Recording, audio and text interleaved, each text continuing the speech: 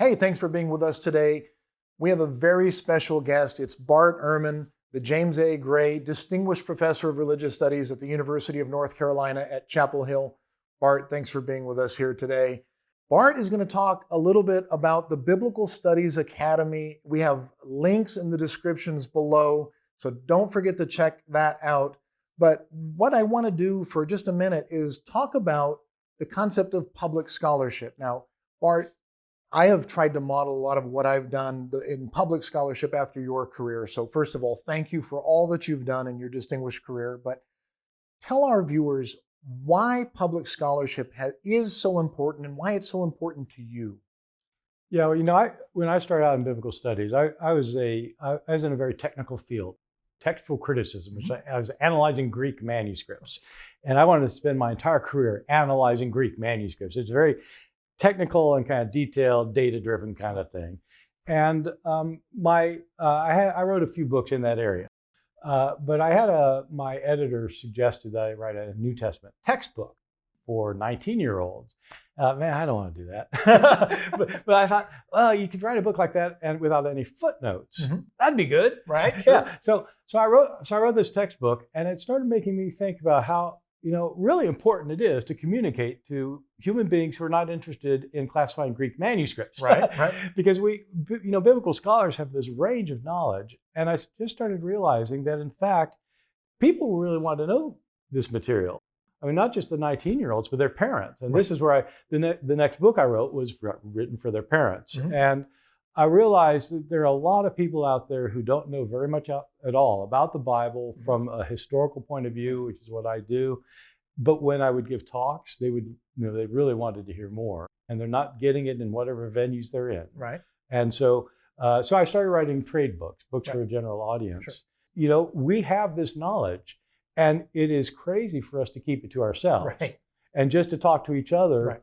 When we could be, we should talk to each other and we should be developing our scholarship, but we really have to get out there and tell people. And so that's why. I mean, I just think there's such a hunger for this kind of thing, and we're the ones who can satisfy the hunger. That's right. I think there are a lot of people out there who are interested in this knowledge. They're interested in the Bible. They want to learn more about it, whether they're confessional or not. They go to church or they're in the synagogues and they want to know about the Bible, but maybe they don't know their Greek. They haven't studied Aramaic. They haven't studied the Hebrew. And so they're interested in this, and yet they don't necessarily know where to go, or maybe they don't have a community of their own that they want to be a part of. You wanted to reach out to them as well. Where's some place that they could go? They come to YouTube now. They can go to new YouTube channels. But there are other places that they can learn, is there not? Well, there are, and the internet is both a blessing and a curse, because you can get information, all sorts of, but what's the guarantee that it's by an expert? Right. And especially in something like biblical studies, as you're saying, those of us who are biblical scholars, we have to actually be able to read these books in their original languages. Right. So in New Testament, I'm a Greek scholar. Mm-hmm.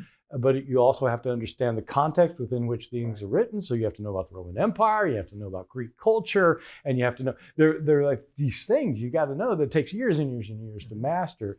And so it's a little different from just having an idea and putting it on the internet. Right.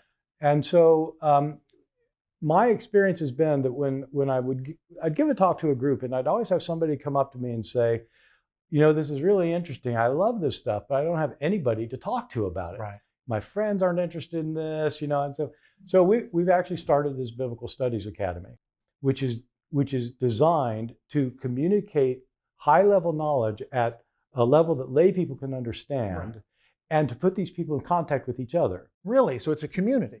It's a community. We have chat rooms of various kinds, who people want to just talk about things generally about this material. We have a chat room for biblical nerds who really want to get down into the weeds. And we have reading groups, and we have people watch a lecture together remotely. This is all remote. Oh, really? It's all remote. This is all remote.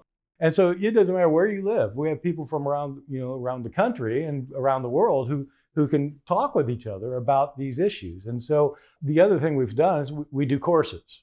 So it's not just a place where people can meet together. they're actually taking courses from scholars like you. Yeah, well, it started out with me giving like a course. Like I do 8 lectures on the Gospel of Mark, and from a historical point of view, and really describe it from a literary point of view, a historical point of view, what kind of belief system it's kind of embedded in, and that kind of thing. And we'd have like 1,000 people come to this thing from around the world, 1,500 people. Sure. And then we thought, we could actually expand that. Right. Why not have like a semester-long course? Really?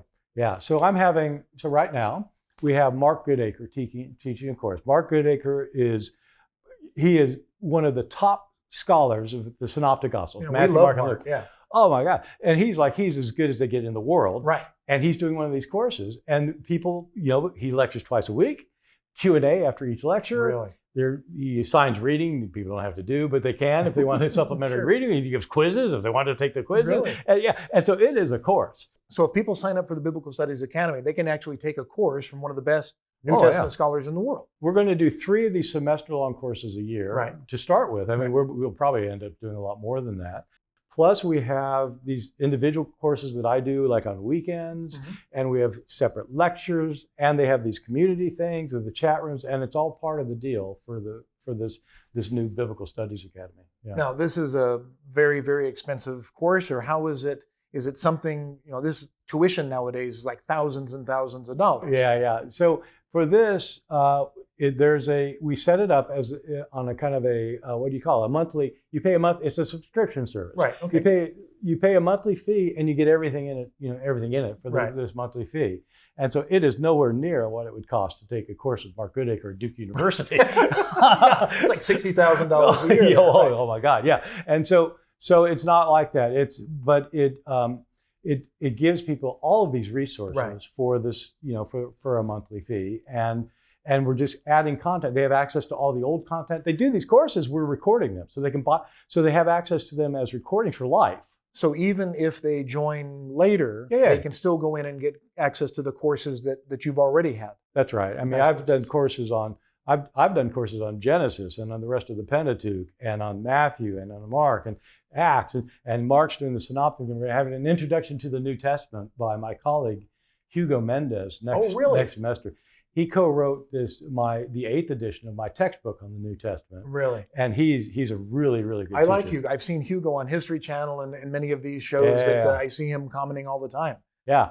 No, so he's going to do a course on the New Testament, like the whole thing, from Matthew to Revelation, with everything else and historical Jesus, and he's really good. Wonderful. And so that's part of the deal. You join the Bible and you'll get courses like this. Sounds like a really wonderful service, and people viewing can sign up for this. We're going to have the links in the description below. If you're interested in signing up for the Biblical Studies Academy, can they go to Biblical Studies Academy website, or they can go to bartehrman.com, can they not? Yeah. It'll be there. If you go to bartehrman.com, there's a thing on courses, and there'll be a Biblical Studies Academy thing.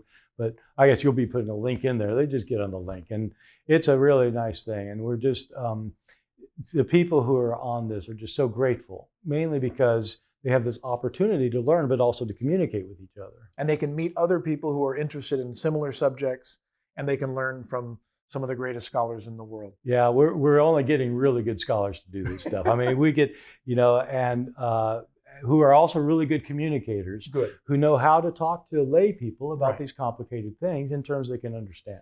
Really. Yeah. This is a fascinating opportunity.